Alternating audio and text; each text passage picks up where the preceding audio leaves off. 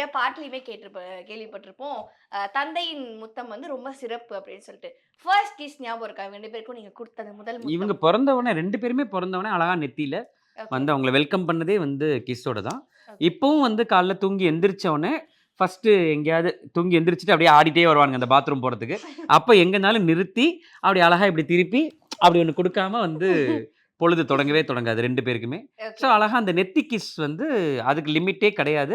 எப்பல்லாம் தோணுதோ அவங்க நான் நான் கிட்டக்க வரும்போதே அவனுங்க இப்படி ஒரு பொசிஷனுக்கு வந்துருவானுங்க. இந்த யானை கிட்ட போம்போது நம்ம குனிஞ்சுக்கிட்டே போவோம்ல, அந்த மாரி அந்த பொசிஷனுக்கு வந்துருவானுங்க. வந்து நான் அழகா கிஸ் பண்ணிட்டு நான் பாட்டுக்கு போயிருவேன். ஓகே. ஸோ அந்த நெத்தி முத்தம் வந்து எங்கள பொறுத்தவரைக்கும் ரொம்ப ரொம்ப ஸ்பெஷலான முத்தம் அவ்வளோதான். சூப்பர்.